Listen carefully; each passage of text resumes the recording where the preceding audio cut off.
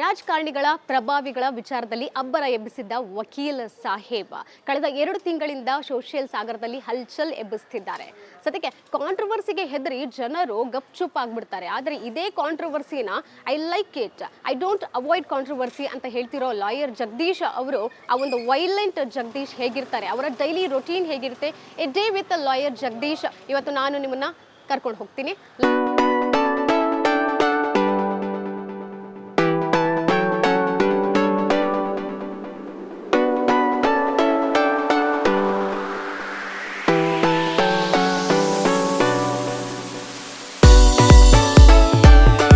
ಅನ್ನುವಂಥದ್ದು ಈಗಾಗಲೇ ನಿಮಗೆ ಗೊತ್ತಿರುತ್ತೆ. ಡೇ ವಿತ್ ಜಗದೀಶ್ ಅನ್ನುವಂಥದ್ದು ಸದ್ಯಕ್ಕೆ ಕೊಡಿಗೆಹಳ್ಳಿ 4ನೇ ರಸ್ತೆ.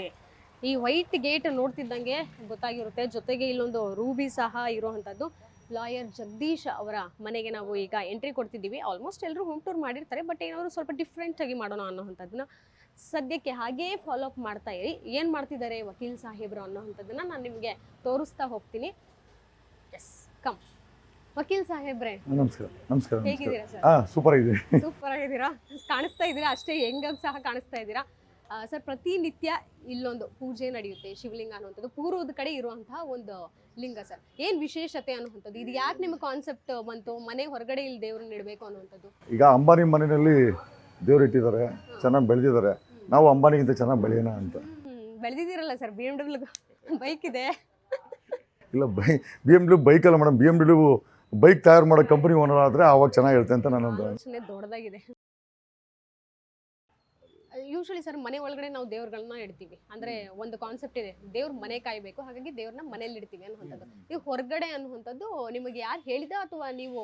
ಇಲ್ಲ, ನಾನು ಸ್ವಲ್ಪ ಹಿಮಾಲಯದಲ್ಲಿದ್ದೆ. ಒಂದು 2011 ಒಂದು 2 ವರ್ಷ ಹಿಮಾಲಯದಲ್ಲಿದ್ದೆ. ಅವಾಗ ಸ್ವಲ್ಪ ಅಲ್ಲಿ ಬೀದಿನಲ್ಲೂ ಅಲ್ಲಿ ನಿಮಗೆ ಶಿವಲಿಂಗ ಕಾಣಿಸುತ್ತೆ. ನೀವು ಕಾಶಿಗೆ ಹೋಗ್ಬಿಟ್ರೆ ಒಂದು ಲಕ್ಷ ಶಿವಲಿಂಗ ಇರ್ಬೋದು. ನೀವು ಕಾಶಿಗೆ ಹೋಗ್ಬಿಟ್ರೆ 1 ಲಕ್ಷಕ್ಕೂ ಹೆಚ್ಚು ಶಿವಲಿಂಗವೇ. ಅಲ್ಲಿ ಶಿವಲಿಂಗ ಎಲ್ಲ ಕಡೆ ಇವೆ. ಸೊ ಹಂಗಾಗಿ ಅದನ್ನ ನೋಡಿ ನನಗೂ ಸ್ವಲ್ಪ, ಆಮೇಲೆ ಕಾಶಿಯಿಂದ ಬಂದಮೇಲೆ ಸ್ವಲ್ಪ ನನ್ನ ಕನಸಲ್ಲಿ ಒಂದು ಸ್ವಲ್ಪ ಈ ಶಿವ ಬರೋ ಶೂ ಹಚ್ಕೊಂಡು, ಅದನ್ನು ಭ್ರಮೆನೋ ಗೊತ್ತಿಲ್ಲ, ಮನೆ ಬರಬೇಕು ಅಂತ. ಅದೇ ನಾನು ಯಾರೋ ಒಬ್ಬರಲ್ಲಿ ಇದ್ದು ಕೇಳಿದೆ, ಮನೆಯಲ್ಲಿ ಜಾಗ ಇತ್ತು ಅಂತಂದರೆ ಚಿಕ್ಕದೊಂದು ಶಿವಲಿಂಗ ಇಡಿ ಅಂತಂದೆ. ನಾನು ಫೋನ್ ಮಾಡಿದ್ರೆ ಚಿಕ್ಕ ಶಿವಲಿಂಗ ಇಡು ಅಂತ ನಮ್ಮ ತಮ್ಮಂದಿಗೆ ಹೇಳಿದೆ. ಆ ಕೋಲಾರದಿಂದ ಇಷ್ಟು ದೊಡ್ಡ ಶಿವಲಿಂಗ ತಗೊಂಬಂದು ಅವರೇ ಇಟ್ಬಿಟ್ಟಿದ್ರು, ಪ್ರದರ್ಶನ ಮಾಡಿದರು. So I think 2011, it's already 14 years ಮಾಡ್ತಾಯಿದ್ದೀವಿ. ಪಾಸಿಟಿವ್ ವೈಬ್ಸ್ ಬರೋದು ಕಾಣ್ತಾ ನೀವು ವೈಬ್ಸ್ ನಮ್ಮಲ್ಲೇ ಕಾಣ್ತಾ ಇದೆಯಲ್ಲ. ಇವತ್ತು ಒಂದು ದೊಡ್ಡ ಸ್ಟಾರ್ ಮಟ್ಟಕ್ಕೆ ನಾವು ಬೆಳೆದಿದ್ದೀವಿ ಅಂತಂದರೆ ಏನೋ ಒಂದು ಶಕ್ತಿ ಕಾರಣ ಇರಬೇಕು. ಅದು ನಾನು ಇದನ್ನು ಸಾಮಾನ್ಯವಾಗಿ ಆ್ಯಕ್ಚುಲಿ ಶೂಟ್ ಮಾಡಿಸಿಲ್ಲ. ಮನೆ ಕಿರಿತಿ ಬಂದುಬಿಟ್ಟು ಶೂಟ್ ಮಾಡ್ಕೊಂಡು ಹೋಗ್ಬಿಟ್ಟ.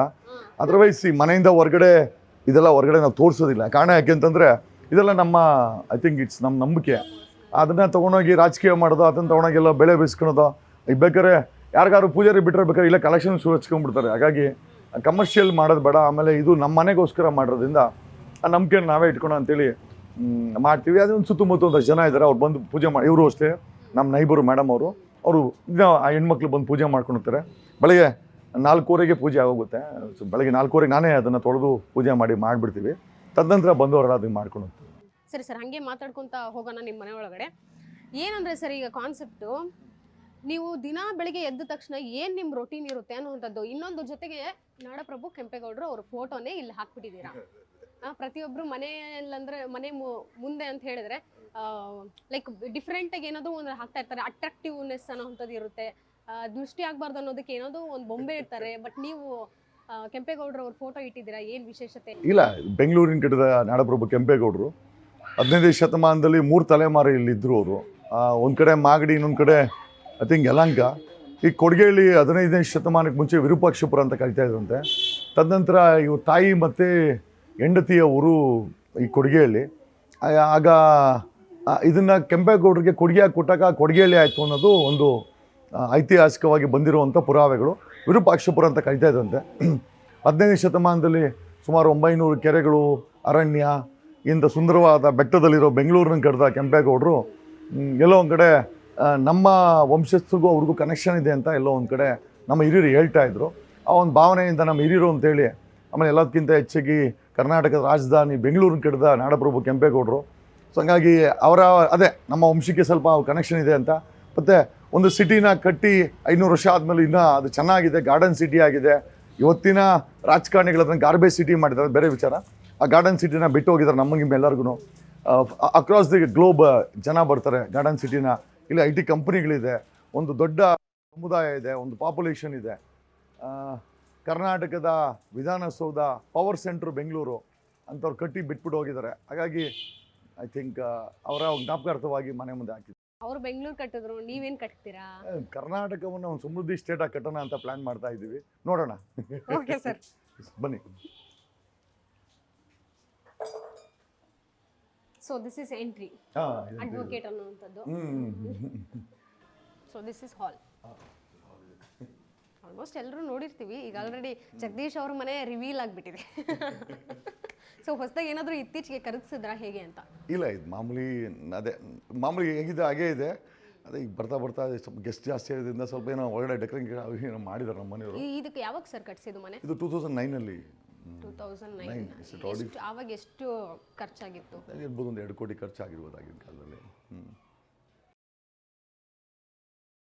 ಇಲ್ಲ, ಇದು ಗೆಸ್ಟ್ಗೆ ಅಂತ ಮಾಡಿರೋ ಅಡುಗೆ ಮನೆ ಇದು. ಯಾರ ಗೆಸ್ಟ್ ಬಂದರೆ ಇದನ್ನು ಉಪಯೋಗಿಸೋಣ ಅಂತ. ಬಟ್ ಅದೇ ಮಾಡಿಟ್ಟಿದ್ದೀವಿ. ಅದೇ ಸದ್ಯಕ್ಕೆ ಮೇಲೆ ಫಸ್ಟ್ ಫ್ಲೋರಲ್ಲಿ ಉಪಯೋಗಿಸ್ತಾ ಇದ್ದೀವಿ. 3 ಬೆಡ್ರೂಮು ಕಿಚನ್ ಇದೆ.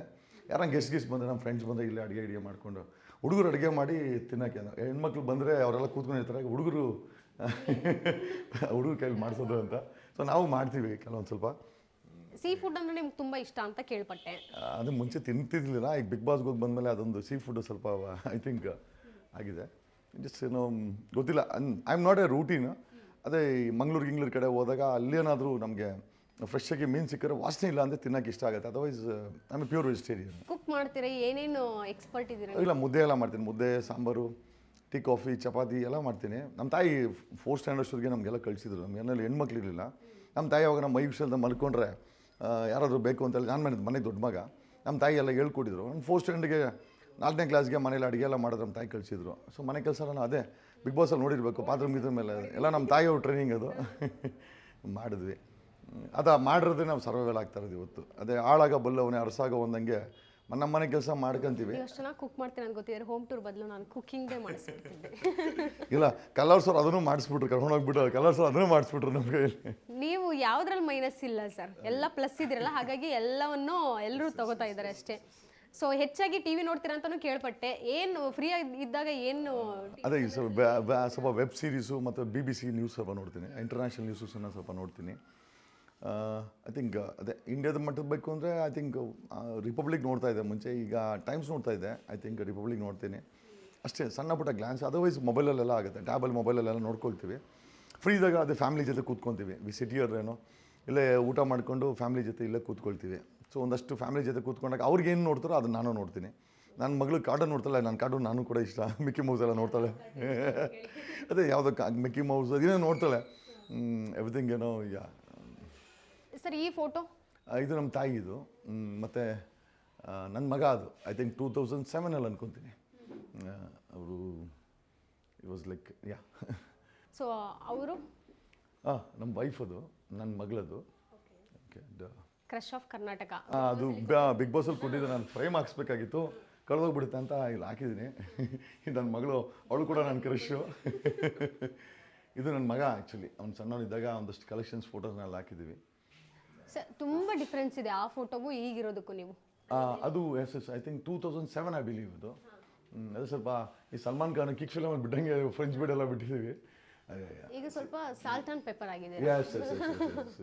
ಏಜ್ ಆಯಿತು, ಹಾಗಾಗಿ ಮೋಸ್ಟ್ಲಿ ಈ ಥರ ಕಾಣಿಸ್ತೀನಿ ಅನ್ಸುತ್ತೆ.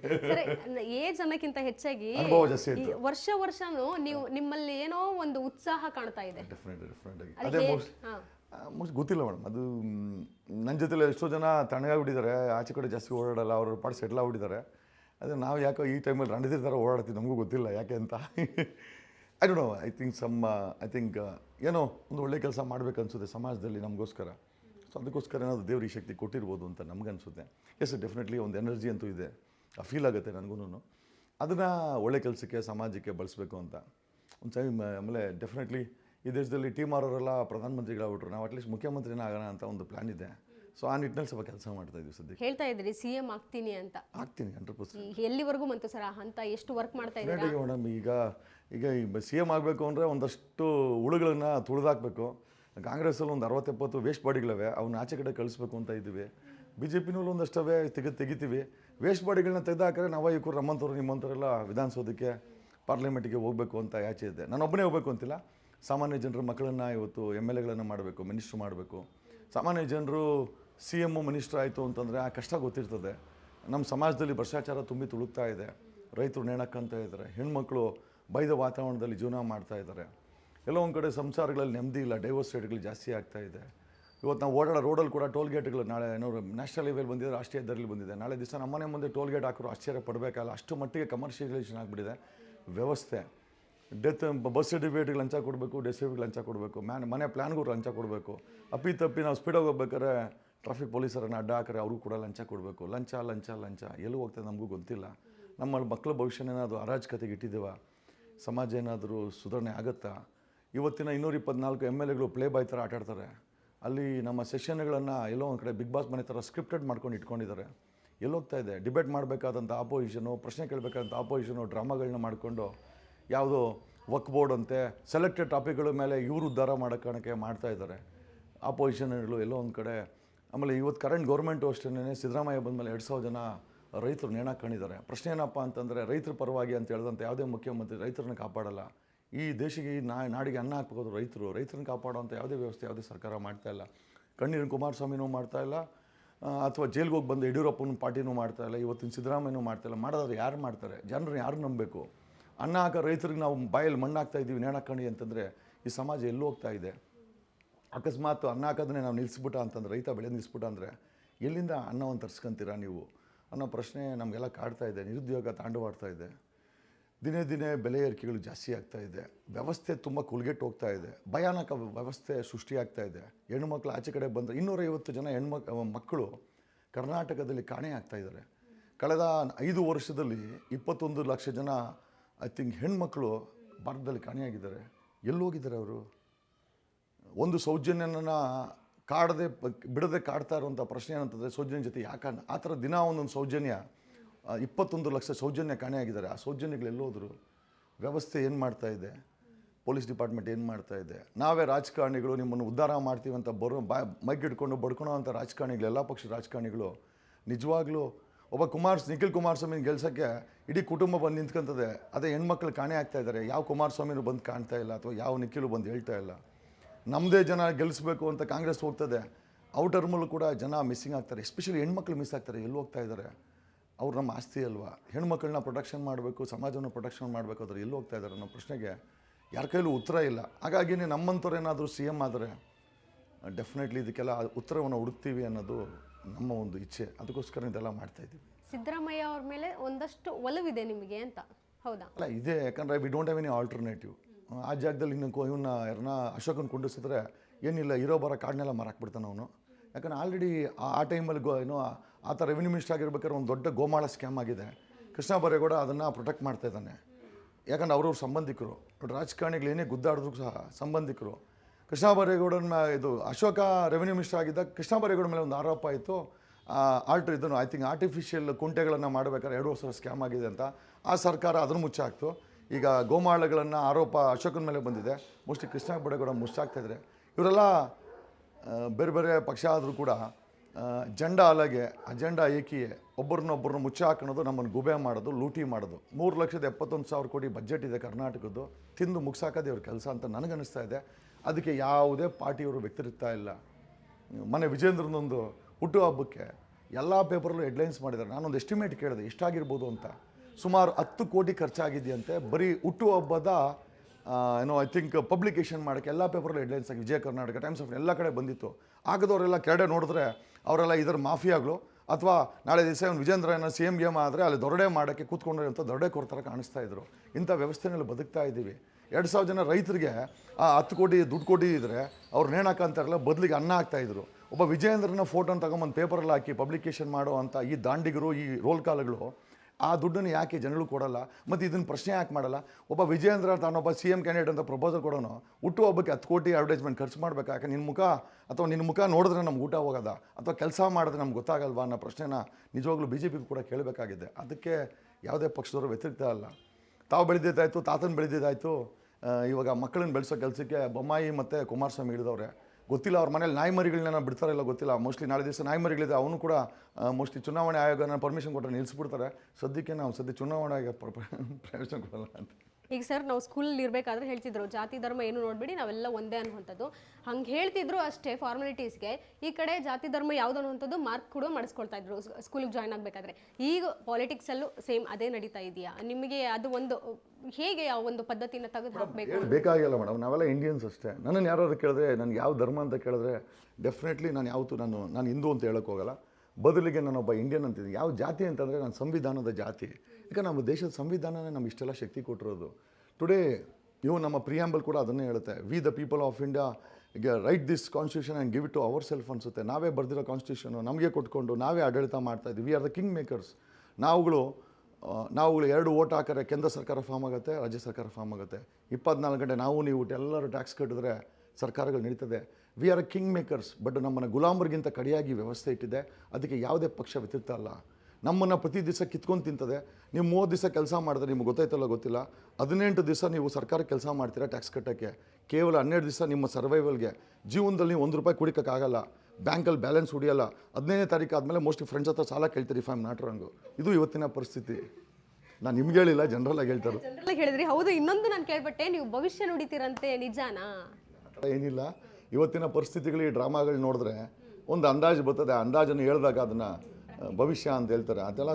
ಅದೆಲ್ಲ ಐ ಥಿಂಕ್ ನೀವು ಕೂಡ ಒಂದು ಸ್ವಲ್ಪ ಐ ಥಿಂಕ್ ಪ್ರಾಕ್ಟೀಸ್ ಮಾಡಿದೆ ಅದನ್ನು ಹೇಳ್ಬೋದು. ಯಾಕಂದರೆ ಈ ಡ್ರಾಮಾಗಳು ನೋಡಿ ನಮಗೂ ಸಾಕಾಗ್ಬಿಟ್ಟಿದೆ. ಈ ಡ್ರಾಮಾ ಕಂಪ್ನಿಗಳನ್ನ ಎಕ್ಸ್ಪೋಸ್ ಮಾಡಬೇಕಲ್ವಾ. ಹಂಗಾಗಿ ಕೆಲವೊಂದು ಆಗೋದನ್ನು ಹೇಳ್ತೀವಿ, ಅದಾಗತ್ತೆ. ಮೊನ್ನೆ ಹೇಳಿದೆ, ಯಾವನೊಬ್ಬ ಸಿ ಎಮ್ ಕುರ್ಚಿಲಿ ಕೂತ್ಕೊಂಡು ಅವತಾರಗಳು ಮಾಡೋವನೇ ಹೆಣ್ಮಕ್ಳ ಜೊತೆ ಅಂತ. ತಕ್ಕಂತ ನನಗೆ ಕೇಳೋದು ಯಾರು ಅಂತ, ಯಾವನು ಸ್ಟೇ ತಗೊಂಬರ್ತಾನೆ ಅವನೇ ಅಂತಂದೆ.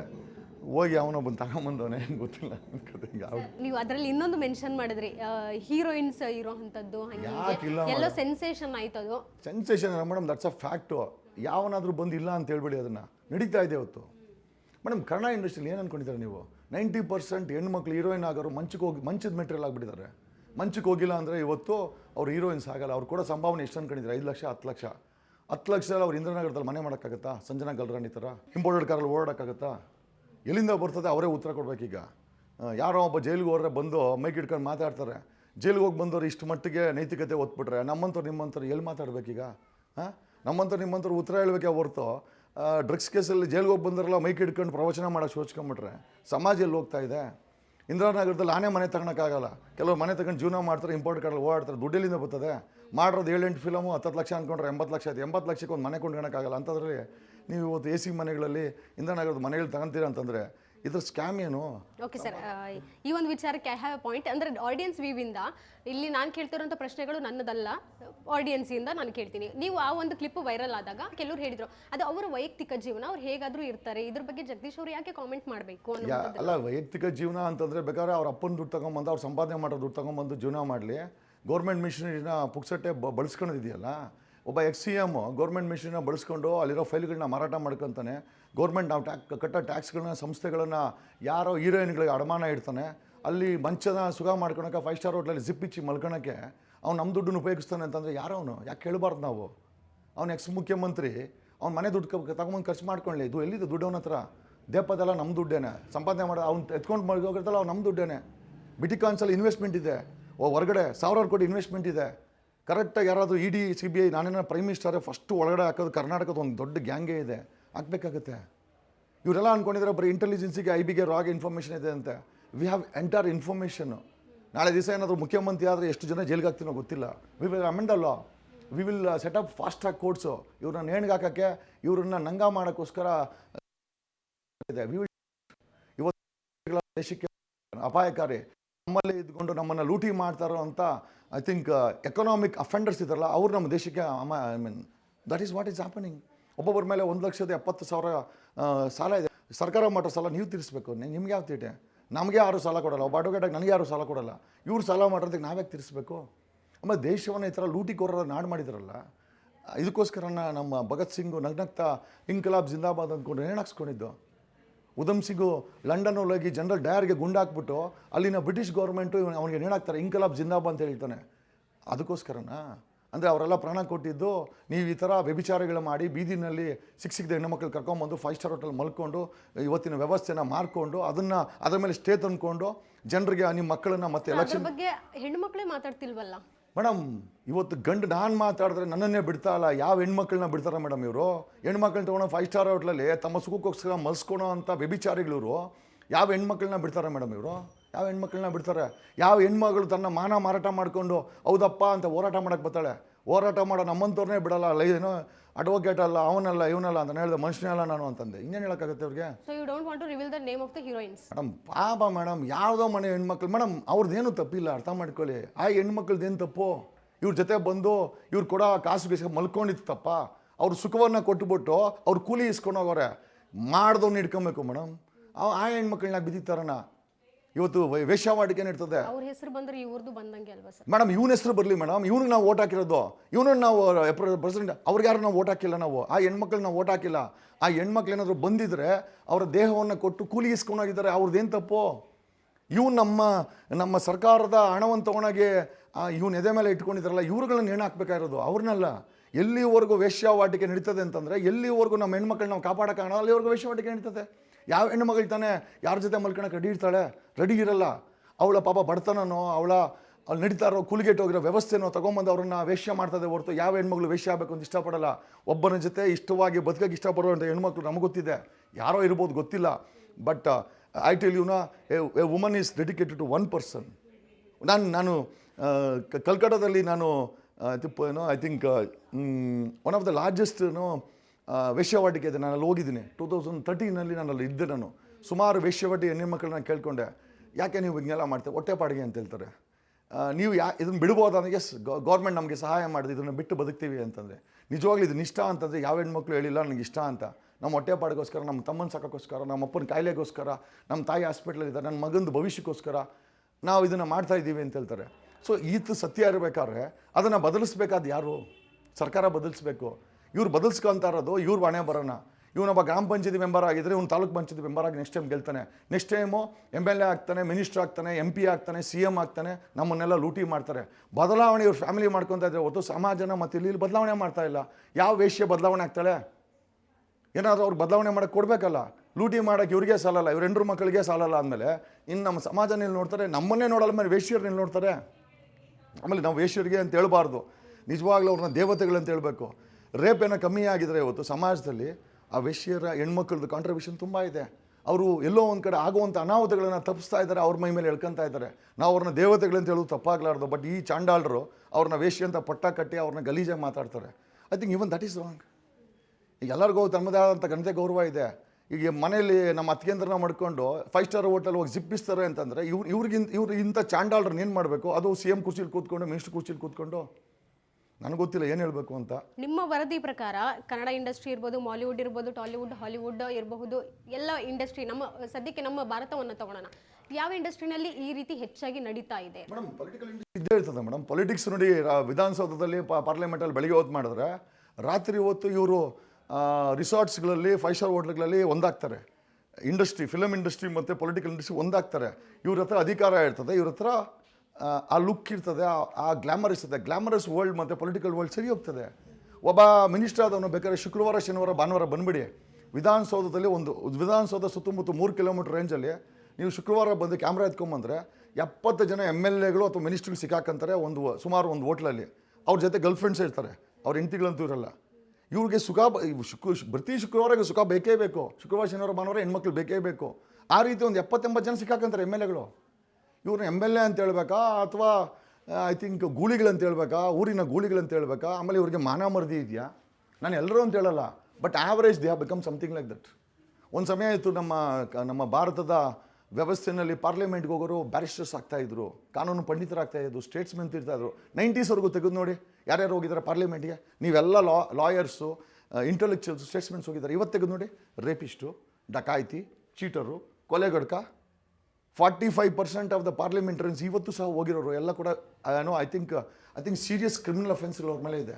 ಅಂಥವ್ರನ್ನ ಮಾಡಿದ್ರೆ ದೇಶವನ್ನು ಮಾರಾಟ ಮಾಡಿದ್ರೆ ಇನ್ನೇನು ಮಾಡ್ತಾರೆ? ಒಬ್ಬ ಟೀ ವಾಲಾ ಪ್ರೈಮ್ ಮಿನಿಸ್ಟರ್ ಆಗಿ ದೊಡ್ಡ ವಿಚಾರ ಅಲ್ಲ. ದೇಶ ಸಮೃದ್ಧಿ ಆಗಿದೆಯಾ ಅದು ಪ್ರಶ್ನೆ. ಅದನ್ನು ಜಪಾನಿಂದ ಕಲ್ತ್ಕೊಬೇಕಾಗಿದೆ. ಓಕೆ, ಸದ್ಯಕ್ಕೆ ಈಗ ನಿಮ್ಮ ಟೈಮ್ ಚೆನ್ನಾಗಿದೆ, ನಿಮ್ಮ ವಾಚ್ ಕಲೆಕ್ಷನ್ ಬಗ್ಗೆ ಬಂದ್ಬಿಡೋಣ. ಸರ್, ಈ ವಾಚಸ್ ಎಲ್ಲ ನೀವು ತೊಗೊಂಡಿರೋವಂಥದ್ದು ಅಥವಾ? ಇಲ್ಲ ಮ್ಯಾಮ್, ಅದೇ ನನ್ನ ಸ್ನೇಹಿತರು ಅವ್ರಿಗೆ ಸ್ವಲ್ಪ ಗಿಫ್ಟ್ಸ್ ಕೊಡ್ತಾರೆ. ನಾನು ಆ ಥರ ಎಲ್ಲ ಬಂಡವಾಳ ಹಾಕಕ್ಕೆ ಹೋಗಲ್ಲ, ಅದೆಲ್ಲ ವೇಸ್ಟು ಅಂತ ನನಗೆ ಗೊತ್ತಿದೆ. ಬಟ್ ಅವ್ರು ಕೊಟ್ಟಾಗ ಅದನ್ನು ನಾನು ತೊಗೊಳ್ಳೇಬೇಕು. ನನ್ನ ಫ್ರೆಂಡ್ಸ್ ಎಲ್ಲ ನಾನು ಮೋಸ್ಟ್ ಆಫ್ ದಮ್ಮ ನನ್ನ PU ಕ್ಲಾಸ್ಮೇಟ್ಸ್ ಎಲ್ಲ ಹೊರಗಡೆ ಇದ್ದಾರೆ. They are doctors and engineers. So ಎಲ್ಲ ಹೊರಗಡೆ ಸೆಟ್ಲ್ ಆಗಿದ್ದಾರೆ. ಸೊ ಅವ್ರು ಸಿಕ್ಕಿದಾಗ ಅದೇ ನಾವು ಈ ಒಂದು ಸ್ಟಾರ್ ಗಿರಿಯೋದ್ರಿಂದ ಒಂದು ತೊಗೊಂಬಂದು ಕೊಡ್ತಾರೆ. ಸೊ ನಾನು ಬೇಡ ಅಂತೀನಿ ಗಿಫ್ಟ್ಸು, ಬೇಡ್ರಪ್ಪ ಅದು ಯಾರಿಗಾನ ಬಡವ್ರಿಗೆ ಹಂಚ್ಬಿಡಿ ಅಂತ ಹೇಳ್ತೀನಿ. ಬಟ್ ಅದೇ ತಂದು ಕೊಡ್ತಾರೆ, ಬೇಡ ಅನ್ಲಿಕ್ಕಾಗಲ್ಲ, ತೊಗೊಂಡಿದ್ದೀನಿ ಮೇಡಮ್. ಸೊ ಜಗದೀಶ್ ಅವ್ರಿಗೆ ಈಗ ಬಿಗ್ ಬಾಸಿಂದ ಹೊರಗೆ ಬಂದ ಮೇಲೆ ಸೆಕ್ಯೂರಿಟಿ ಎಷ್ಟು ಟೈಟ್ ಆಗಿದೆ? ಇಲ್ಲ ಮೇಡಮ್, ಸೆಕ್ಯೂರಿಟಿ ಟೈಟ್ ಆಗೋದಕ್ಕಿಂತ ಸೆಕ್ಯೂರಿಟಿ ಮುಂಚೆನೇ ಇತ್ತು, ಇನ್ನು ಸ್ವಲ್ಪ ಜಾಸ್ತಿ ಮಾಡಿದ್ದೀವಿ ಅದನ್ನು ಫಾರ್ ವೇರಿಯಸ್ ರೀಸನ್ಸು. ಇದು ನಿಮ್ಮ ಆಫೀಸಾ ಸರ್? Yes madam. ಬುಕ್ಸ್ಗಳನ್ನು ಓದೋವಂತಹ ಅಭ್ಯಾಸ ತುಂಬ ಇದೆ ಅನಿಸುತ್ತೆ ಸರ್ ನಿಮ್ಗೆ? ಇಲ್ಲ, ಅದೇ ಈಗ ನಮ್ಮದೆಲ್ಲ ನಾಲೆಜ್ ಆದಿಂದ ಸೊ ಇದೇ ನಮ್ಮ ಈಗ ಏನೇ ಸಮಸ್ಯೆ ತೊಗೊಂಬಂದ್ರು ಇದರಲ್ಲೇ ಪರಿಹಾರ ಇರ್ತದೆ. ಸೊ ಹಂಗಾಗಿ ಬುಕ್ಸೇ ನಮ್ಮ ಇದ್ದಾಗ ಸ್ವಲ್ಪ ಫ್ರೆಶ್ ಆಗಿಬಿಟ್ಟು ಐ ಥಿಂಕ್ ವರ್ಕೌಟ್ಸ್ ಇಲ್ಲಿ ಮಾಡ್ತೀವಿ. ಎಸ್ ಮೇಡಮ್, ದಿಸ್ ಇಸ್ ಅದೇ ಎಲ್ಲಿ ಮೆಡಿಟೇಷನ್ ಮಾಡ್ಕೊಳ್ಬೋದು. ಅದೇ ಸ್ವಲ್ಪ ಇದೆಲ್ಲ ಹಾಕಿದ್ದೀವಿ. ಡೈರೆಕ್ಟಾಗಿ ಸನ್ಲೈಟು ಬೀಳುತ್ತೆ ಇಲ್ಲಿ. ಸೊ ಸೂರ್ಯ ತುಂಬ ಇಂಪಾರ್ಟೆಂಟ್, ವಿಟಮಿನ್ ಡಿ ಬೇಕಲ್ವ. ಸೊ ಹಂಗಾಗಿ ಸ್ವಲ್ಪ ಸೂರ್ಯನೂ ಬರ್ತದೆ. ಸೊ ಜಿಮ್ ಏರಿಯಾ ಮತ್ತು ಹೆಲ್ದಿ ಕಾರ್ನರ್ ಅಂತ ಹೇಳ್ತೀವಿ ನಮ್ಮ ಮನೇಲಿ. ಇದನ್ನು ನಾವು ಯಾರ್ಯಾರು ಹೊಡಿಬೇಕು ಅನ್ಸುತ್ತೆ ಇದು ಹೊಡಿಯೋದಿಲ್ಲ. ಸಿಟ್ಟು ಜಾಸ್ತಿ ಬರುತ್ತೆ ಅನ್ಸುತ್ತೆ. ಇಲ್ಲ, ಇದೊಂಥರ ಭ್ರಷ್ಟರ ಮೂಟೆ, ಪಾಪದ ಮೂಟೆ ಇದು. ಸೊ ಈ ಪಾಪದ ಮೂಟೆನ ಯಾವಾಗಲಾದ್ರೂ ಅದನ್ನ ನೆನೆಸ್ಕೊಂಡು ಇದನ್ನು ಹೊಡಿಬೇಕು ಅನಿಸುತ್ತೆ. ಸೊ ಅದಕ್ಕೆ otherwise this is my fit tool madam. ಇದು ನಮ್ಮ ಅಟ್ಲೀಸ್ಟ್ ನಮ್ಮ ಐ ಥಿಂಕ್ ಒಂದು ಎಕ್ಸಸೈಸ್ ಆಗುತ್ತೆ. ಎರಡನೇ ನೀವು ಹೇಳ್ದಂಗೆ ಕೋಪನೂ ತಿರ್ಸ್ಕೊಳ್ಬೋದು. ಬೇರೆಯವ್ರಿಗೆ ಹೊಡೆದ್ರೆ ಅರೆಸ್ಟ್ ಮಾಡಿ ಒಳ್ಳೆ ಹಾಕ್ಬಿಡ್ತಾರೆ. ಹಾಗಾಗಿ ಮೂಟೆ ಕೊಡಿದ್ರೆ ಸರ್, ಈಗ ಸಿನಿಮಾದ ಏನಾದರೂ ಆಫರ್ ಬರ್ತಾ ಇದೆಯಾ ಹೇಗೆ ನಿಮಗೆ? ಯೂಶುವಲಿ ಬಿಗ್ ಬಾಸ್ ಹೋಗಿ ಬಂದಾದ್ಮೇಲೆ ಇಲ್ಲ, ಅದು ಇದೆ ಸದ್ಯಕ್ಕೆ. ಅದೇ ಅದ್ರ ಬಗ್ಗೆ ಅಂಥದ್ದು ಏನು ಒಲವಿಲ್ಲ. ವೆಬ್ ಸೀರೀಸ್ ಒಂದು ಡಿಟೆಕ್ಟಿವ್ ವೆಬ್ ಸೀರೀಸ್ ಒಂದು ಪ್ರಪೋಸಲ್ ಬಂದಿದೆ, ತುಂಬ ಚೆನ್ನಾಗಿದೆ. ಇದು ವಿಂಡ್ ಮಿಲ್ಲು ಮೇಲೆ ಹಾಕಿರೋದು, ಆ 1 kV ವಿಂಡ್ ಮಿಲ್ ಇದು ಸೋಲಾರ್ ಪ್ಯಾನಲ್ಸು. ಈಗ ನೋಡಿ, ಇದು ಸೂರ್ಯ ಬೀಳ್ತಾ ಇದ್ದಾನೆ. This is generating 3 kV current. 3 kV ಕರೆಂಟನ್ನು ಇಷ್ಟು ಪ್ಯಾನಲ್ಸ್ 9 ಪ್ಯಾನಲ್ಸ್ ಜನರೇಟ್ ಮಾಡ್ತಾ ಇದೆ. ಪ್ಲಸ್ ಅದು ಓಡಿದ್ರೆ 1 kV ಅದು ಜನರೇಟ್ ಮಾಡುತ್ತೆ. ಸೊ ಟೋಟಲ್ 4 kV ಪವರ್ ನಮಗೆ ಸಿಗ್ತದೆ. ಇದು ಇತ್ತೀಚೆಗೆ ಟ್ರೆಂಡಿಂಗ್ ಆಗ್ತಿದೆ ಸರ್, ಪ್ರತಿಯೊಂದು ಮನೆಯಲ್ಲೂ ಇದನ್ನ ಹಾಕ್ಸ್ಬೇಕು ಅನ್ನೋದು. ಬಟ್ ನೀವು ಮುಂಚೆನೇ ಪ್ರೀ ಪ್ಲಾನ್ಡ್ ಆಗಿ ಇದು ಮಾಡಿರೋ? ಎಸ್ ಮೇಡಮ್, 6 years ಮುಂಚೆನೇ. ಇವನ್ ಬಿಸಿನೀರು ಅಷ್ಟೇ ನಾವು ವಿ ಡೋಂಟ್ ಯೂಸ್ ಈ ಸೌರಶಕ್ತಿ ಉಪಯೋಗಿಸ್ಕೊಂಡೆ ಅದೆಲ್ಲರ ಮನೇಲಿ ಸಿಗುತ್ತೆ ನಿಮಗೆ. ಬಟ್ ಬೇಸಿಕಲಿ ದಿಸ್ ಈಸ್ ಆಮೇಲೆ ಇಲ್ಲಿ ಸ್ವಲ್ಪ ಶೀಟನ್ನು ಹಾಕ್ಸಿದ್ದೀವಿ. ಅದೇ ನಮ್ಮ ಐಡಿಯಾ ಪ್ರಕಾರ ಇದು ಎಂಟೈರ್ ಪ್ಯಾನಲ್ಸ್ ಹಾಕಬೇಕು ಅಂತ ಮಾಡಿದ್ದೀವಿ. ಸುಮಾರು ಇಲ್ಲೊಂದು 40 ಪ್ಯಾನಲ್ಸ್ ಬರ್ತದೆ. ಬಂದರೆ ಒಂದು 5 ಕಾರ್ ಚಾರ್ಜ್ ಮಾಡ್ಬೋದು. ಇದನ್ನು ಅದೇ ಈಗ ಈ ಮಂತ್ ಮಾಡಬೇಕು ಅಂತ ಇದ್ದೀವಿ. ಒಂದು 5 cars ಎಲೆಕ್ಟ್ರಿಕಲ್ ಚಾರ್ಜ್ ಮಾಡ್ಬೋದು, ಒಂದು 10 2 wheeler ಚಾರ್ಜ್ ಮಾಡ್ಬೋದು. ಸೊ ನಿಮ್ಮ ಮನೆ ಮೇಲೇ ಎನರ್ಜಿ ಇದೆ. ನೀವು ಬುದ್ಧಿವಂತರಾದರೆ ಬಂಡವಾಳ ಹಾಕ್ಕೊಂಡು ಅದನ್ನು ನೀವು ಉಪಯೋಗಿಸ್ಕೊಳ್ಬೋದು. ಸರ್ಕಾರಕ್ಕೆ ನೀವು ಮನೆ ಕರೆಂಟ್ ತಪ್ಪೋದು, ಆಮೇಲೆ ಇನ್ಫ್ಯಾಕ್ಟು ಪೆಟ್ರೋಲ್ ಬಂಕ್ ಹೋಗೋದು ತಪ್ಪುತ್ತೆ ನಿಮಗೆ. ಎಲೆಕ್ಟ್ರಿಕಲ್ ವೆಹಿಕಲ್ಸ್ ತೊಗೊಂಡ್ರೆ ನೀವು ಪೆಟ್ರೋಲ್ಗೆ ಪದೇ ಕೊಡಬೇಕು. ಅಂಬಾನಿ ಅದಾನಿನ ಬದುಕಿಸ್ಬೇಕಾಗತ್ತೆ. ಅದ್ರ ಬದಲು ಪೆಟ್ರೋಲ್ ಬಂಕ್ಗಳಲ್ಲೂ ಈಗ ಸ್ಕ್ಯಾಮ್ ನಡೀತಾ ಇರೋವಂಥದ್ದು ಎಲ್ಲ ಕಡೆ ಎಲ್ಲಿದೆ ಮೇಡಮ್, ಎಲ್ಲಿ ಬಿಟ್ಟಿದೆ ಸ್ಕ್ಯಾಮ್ ಅಂತ. ಇದು ಅಷ್ಟೇ ತುಂಬ ಕಷ್ಟಪಟ್ಟು ಹಾಕಿದ್ವಿ, ಯಾಕಂದರೆ ಮನೆ ಕಟ್ಬಿಟ್ಟಿದೆ. ಸೊ ಇದನ್ನು ಕ್ರೇನ್ ತೊಗೊಂಬಂದು ಇದನ್ನು ಫಿಟ್ ಮಾಡಿದ್ದು. ಸೊ ನಮ್ಮ ಜಮೀನಲ್ಲೂ ಕೂಡ ಹಾಕಿದ್ದೀವಿ. ಎಷ್ಟು ಖರ್ಚಾಗಿದ್ದು ಸರ್ ಆಗ ಆ ಬಜೆಟ್? ಇದು 4 ಲಕ್ಷದಲ್ಲಿ ಆಗಿತ್ತು ಮೇಡಮ್. ಎಲ್ಲ ಸೇರಿ 4 ಲಕ್ಷ. ಈಗ ಮಾಡ್ಸಕ್ಕೆ ಹೋದ್ರೆ ಎಷ್ಟಾಗ್ಬೋದು? 1 ಲಕ್ಷ 2 ಲಕ್ಷ ಜಾಸ್ತಿ ಆಗ್ಬೋದು. But worth. ಹೌದು. ನೀವು ಸರ್ಕಾರಕ್ಕೆ ತಿಂಗಳು ಮೀಟ್ರ್ ಕಟ್ಟಂಗಿಲ್ಲ. ಅವ್ರೇನೋ ಬಡ್ಡಿ ಹಾಕ್ತಾರೆ, 9 ರೂಪಾಯಿ 10 ರೂಪಾಯಿ 1 ಯೂನಿಟ್ ಅಂತಾರೆ. ಬೈಕ್ ಬಂದು ರೇಟ್ ಹಾಕ್ತಾರೆ. ಆಮೇಲೆ ಕರೆಂಟ್ ಮೇಲೆ ಡಿಪೆಂಡ್ ಆಗಿರ್ಬೇಕು, ಯಾವ ಬೇಕು ಕರೆಂಟ್ ತೆಗೆದಾಕ್ಬಿಡ್ತಾರೆ. ಆಮೇಲೆ ನಮ್ಮಂಥವ್ರು ಏನೋ ಹೋರಾಟ ಮಾಡ್ತಾ ಇದ್ರೆ ಸುಮ್ಮನೆ ಏನಾದರೂ ಕರೆಂಟ್ ಕಟ್ ಮಾಡಿಬಿಟ್ರೆ ಆಮೇಲೆ ಕರೆಂಟ್ ಇಲ್ಲ ಅಂತೇಳಿ. ಸೊ ಪ್ರಿವೆನ್ಷನ್ಗೋಸ್ಕರ ಇದನ್ನು ಮಾಡಿದ್ದು. ಬಟ್ ಒಂದು ಮಾಡೆಲ್ ಆಗಿ ಕನ್ವರ್ಟ್ ಆಗಿದೆ ಈಗ. I think this should be the model madam. Jagadish ಅವರು ಎಷ್ಟು ಟ್ಯಾಕ್ಸ್ ಕಟ್ತಾರೆ ಸರ್ಕಾರಕ್ಕೆ? ಮೇಡಮ್, ಯಾಕೆ ಕಟ್ಟಬೇಕು ಮೇಡಮ್ ಸರ್ಕಾರಕ್ಕೆ ಟ್ಯಾಕ್ಸು? ಎಲ್ಲ ಕಳ್ಳರು, ಯಾಕೆ ಕಟ್ಟಬೇಕು ಅಂತ ನಾನು ಪ್ರಶ್ನೆ ಮಾಡ್ತೀನಿ. ಕಟ್ಟಿದ್ದೀನಿ, ಉದ್ಧಾರ ಮಾಡ್ತಾಯಿದಾರ? ಇವತ್ತು BBMP ಬಜೆಟ್ 10,000 ಕೋಟಿ ಎಲ್ಲ ತಿಂತಾ ಇದ್ದಾರೆ. ತಿನ್ನೋಕ್ಕೋಸ್ಕರ ಯಾಕೆ ಮೇಡಮ್ ಕಟ್ಟಬೇಕು ಟ್ಯಾಕ್ಸನ್ನು? ಮೈ ಕ್ವಶನ್ ಈಸ್, ಮೊನ್ನೆ BBMP ಕಮಿಷನರ್ ಹೇಳ್ತಾಯಿದ್ರು ಪ್ರಾಪರ್ಟಿಗೆ ಟ್ಯಾಕ್ಸ್ ಕಟ್ಟಿಲ್ಲ ಅಂದರೆ ಮನೆ ಬೀಗ ಹಾಕ್ತೀನಿ ಅಂತ. ನಾವು ಮೊದಲು BBMP ಬೀಗ ಹಾಕಬೇಕಾಗಿದೆ. ಕಟ್ಟಿರೋ ಟ್ಯಾಕ್ಸ್ನೆಲ್ಲ ತಿಂದಾಕ್ತಾ ಇದ್ದಾರೆ ಇವರು. ಮನೆಯಲ್ಲಿ ಎಷ್ಟೊತ್ತು ಟೈಮ್ ಸ್ಪೆಂಡ್ ಮಾಡ್ತೀರಾ ಸರ್ ಯೂಶುವಲಿ? ಮೇಡಮ್, ರಾತ್ರಿ 8 ಗಂಟೆ ಆದಮೇಲೆ ಆಚೆ ಇಲ್ಲಿ ಹೋಗೋದಿಲ್ಲ. ಯಾಕಂದರೆ ಫ್ಯಾಮಿಲಿ ವೆಯ್ಟ್ ಮಾಡ್ತಾ ಇರ್ತಾರೆ. ಸೊ ಅವ್ರಿಗೋಸ್ಕರ ರಾತ್ರಿ 8 ಗಂಟೆ ಆದಮೇಲೆ ಬೆಳಗ್ಗೆ 6 ಗಂಟೆ 7 ಗಂಟೆವರೆಗೂ ಇರ್ತೀನಿ. ಸೊ ಒಂದು 12-13 ಗಂಟೆ ಮನೇಲಿ ಇರ್ತೀನಿ ಮೇಡಮ್. ಹೌದು ಮೇಡಮ್, ಒಂದು 3 ನಾಯಿ ಇದೆ ಪಾಪ. ಇಲ್ಲ, ಬ್ಲ್ಯಾಕ್ ಅಂದರೆ ನಂಗೆ ಸ್ವಲ್ಪ ಇಷ್ಟ. ಪ್ಲಸ್ ನಮ್ಮ ಕೋಟ್ ಕಲರ್ ಕೂಡ ಬ್ಲ್ಯಾಕ್ ಇದೆ. ಬಂತಿಡು ಕಮ್ ಮುದ್ದು. ಅಲ್ಲೂ ಕ್ಯಾಮ್ರಾ ಇದು ನಾನು ಮುದ್ದು ಅಂತ ಕೇಳ್ತೀನಿ, ಅವನೇನೋ ಇಟ್ಟಿದ್ದಾನೆ, ಫೆರಿ ಅಂತನೋ ಇಟ್ಟಿದ್ದಾನೆ ಇದಕ್ಕೆ. ಸೊ ನಾನು ಕರೆದಾಗ ಬರ್ತವೆ ಇದು. ಏನು ಏನು ಏನು ಏನಿದೆ, ಏನೋ ಏನು ಇದು ಏನು. ಸೊ ಮೋಸ್ಟ್ಲಿ ಒಂದು 10 ಜನ ಸೆಕ್ಯೂರಿಟಿ ಬದಲು 3 ನಾಯಿ ಇದ್ರೆ ಸಾಕು. ಅದು ಇದೆಲ್ಲ ಕಿಲ್ಲರ್ ಡಾಗ್ಸ್ ಇದು. ಇದು ಬಾಯಿ ಹಾಕರೆ ಅರ್ಧ kg ಮಾಂಸ ಹಂಗೆ ಕಿತ್ಕೊತದೆ. ಅಂದರೆ ಯಾರಿಗಾರು ಬಾಯಿ ಹಾಕರೆ ½ kg ಮಟನ್ ಹಂಗೆ ಬಂದ್ಬಿಡ್ತದೆ. ಇಲ್ಲ ಹಾಕ್ಸಿ ಮೇಡಮ್, ಇಲ್ಲ madam, we don't believe in that. ನಾವು ಗಾಂಧೀಜಿ ತತ್ವ ಇರೋರು. ಬಟ್ ಆದರೂ ಈಗ ನೋಡಿ, ಶಿವ ಆರಾಮಾಗಿ ಇರ್ತಾನೆ, ಹಿಂಗೆ ಕೈಯಲ್ಲಿ ತ್ರಿಶೂಲ ಹಿಡ್ಕೊಂಡಿರ್ತಾನೆ. ಸೊ ತ್ರಿಶೂಲ ಹಿಡ್ಕೊಂಡ್ಕೈ ಅದನ್ನು ಇದು ಮಾಡಬೇಕು ಅಂತ ಏನಿಲ್ಲ. ಡಿಫೆನ್ಸ್ ಸಿಸ್ಟಮ್ಗೆ ಅಂತ ಮಡಗಿದ್ದೀವಿ ಮನೇಲಿ. ಇಲ್ಲಿ ಅದೇ ಗೊತ್ತಲ್ವಾ, ಈಗ ನಾವು ಕೂಡ ಹೋರಾಟಗಳು ಮಾಡ್ತಾ ಇದ್ದೀವಿ. ಸ್ವಲ್ಪ ಅದೇ ಬೇಡದಿದ್ದವ್ರು ಇರ್ತಾರಲ್ಲ, so they are very loyal to dogs. ಬಲಿ